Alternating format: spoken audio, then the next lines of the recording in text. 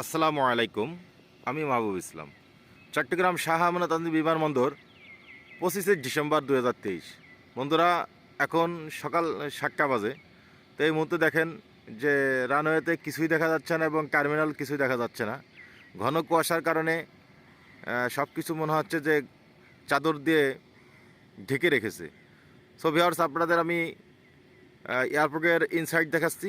তো এই এয়ারপোর্টের ইনসাইডই গ্রাউন্ড সাইড। এখানে ফ্লাইট কিন্তু এখানে কিন্তু স্টান হয়ে থাকে এবং বোর্ডিং ব্রিজ।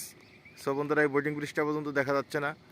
একটা দেখা যাচ্ছে, পিছনে আর একটা কিন্তু দেখা যাচ্ছে। আপনাদের জুম করে দেখাই, ওই সামান্য করে দেখা যাচ্ছে। ওকে, তো বন্ধুরা, আপনাদের আমি একটু রানওয়ে ভিডিওতে দেখাচ্ছি যে রানওয়ে দেখুন যে কিছুই দেখা যাচ্ছে না রানওয়েতে। তো প্রশ্নই আসে না ফ্লাইট ল্যান্ড করার।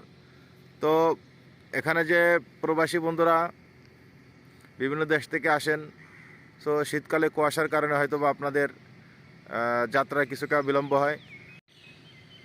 বন্ধুরা, আপনাদের আমি দেখাচ্ছি, দেখেন টাওয়ারে কিন্তু কিছুই দেখা যায় না। আপনাদের জুম করে আমি দেখাই, কিছুই দেখা যাচ্ছে না, জুম করে দেখাই।